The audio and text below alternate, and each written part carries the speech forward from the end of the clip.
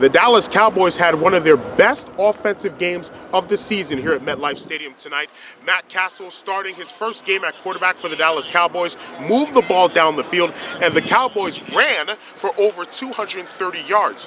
The Cowboys' defense only was responsible for allowing 13 points. So why did the Dallas Cowboys lose to the New York Giants here tonight at MetLife Stadium by a score of 27-20? Well, because of the two facets of the game that most experts point to in terms of what decides football games: turnovers and special teams. The New York Giants came out on top in those categories by far. They forced 4 Dallas Cowboys turnovers and also had a 100-yard kickoff return for a touchdown, which decided the game. The New York Giants 27, the Dallas Cowboys 20. Once again, I mentioned Matt Cassel starting at quarterback, his first start, replacing an ineffective Brandon Wheaton. 17 of 27 in the game, 227 yards, but made 3 big mistakes. 3 interceptions, all in the third quarter. One of those interceptions, his first, picked off by Dominique Rodgers-Cromartie, who returned that interception 58 yards for a touchdown, which gave the Giants a 17-13 lead after the Cowboys had a 13-10 lead going into intermission. Another interception in that third quarter by Matt Cassel led to a New York Giants field goal. After that, it was a seesaw affair. The Cowboys tied the game middle of the fourth quarter on a touchdown pass from Matt Cassel to Devin Street from 25 yards out, but on the ensuing kickoff, Dwayne Harris, the former Dallas Cowboy, returned the kickoff 100 yards for a touchdown to give the Giants a 27-20 lead, and that was the deciding play in the ball game. And the New York Giants now 4-3 on the season. They're in first place in the NFC East. And after the game, I got a chance to talk with linebacker J.T. Thomas of the New York Giants, and I asked him to begin our conversation.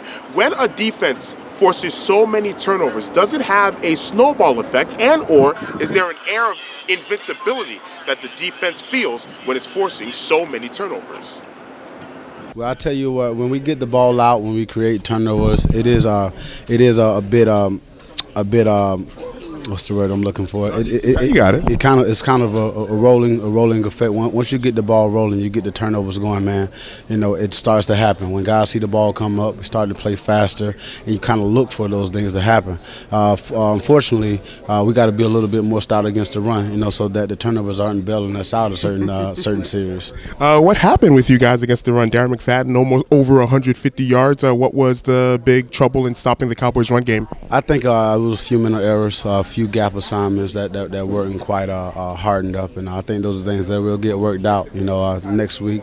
Sometimes you need things like this for you to kind of hone back in on what has made you a good defense. We've done a great job at stopping the run up to this point, and we want to be able to continue to do that as the season progresses. So you believe this might be more of an aberration than the par for the course in terms of the Giants allowing rushing yards, because you have been doing so well in stopping the run. What has allowed you to be so good in stopping the run in the first half of the season?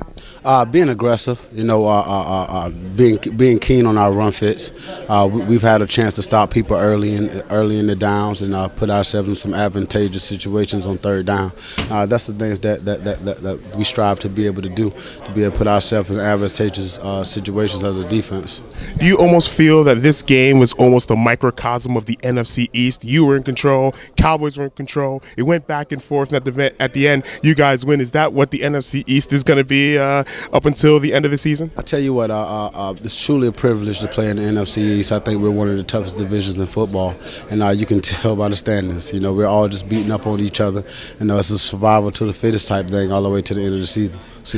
You had a personal foul penalty. It only really cost you 1 yard, but eventually Darren McFadden had the touchdown run. Did you, I guess, not hear the whistle when the play stopped? Take me through that play. Yeah, it seemed like he didn't hear the whistle as well. It seemed like he was trying to make progress towards the touchdown. And to be on the safe side, you want to get the runner stop. Unfortunately, it had to come at the cost of a penalty, and it was something that didn't hurt us too bad. We were able to pull the win out today.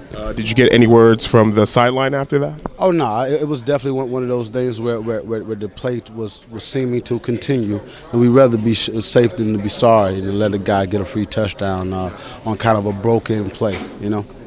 You're one of the few players that has the Roman numeral 3 on the back of your jersey. Take me through the decision in having that on your jersey instead of just Thomas III. Well, football is a big thing for me and my family. My dad played at West Virginia before I arrived there, and we both played the linebacker position. So I wear that 3 on the back of my jersey with pride, not only for my family, for my dad. It just means a lot. It means a lot to me. JT Thomas of the New York Giants, linebacker, thank you so very much for joining us, and you are very nattily dressed. Very awesome, very awesome. Appreciate it. Thank you guys for having me. I appreciate it. The Dallas Cowboys now 2-4 of the season, and they need a win in the worst way. The Cowboys started off the season 2-0. They've lost 4 games on the spin, and all those 4 games without Tony Romo featuring at quarterback. Of course, Romo breaking his collarbone in the Week 2 win against the Philadelphia Eagles. The Cowboys return home, but they will take on the 2-time defending NFC champions, the Seattle Seahawks. That's for the New York Giants as of right now, alone atop the division standings at 4-3. The Philadelphia Eagles play later on tonight on Sunday Night Football against the Carolina Panthers. If the Eagles win, they'll join the Giants atop the NFC standings with a 4-3 record. So the Giants go on the road next week to the Superdome in New Orleans, Louisiana. They will take on the New Orleans Saints. Once again, the Giants win by a score of 27-20 over the Dallas Cowboys. From MetLife Stadium in East Rutherford, New Jersey, this is Adeshina Koike, the News Hub.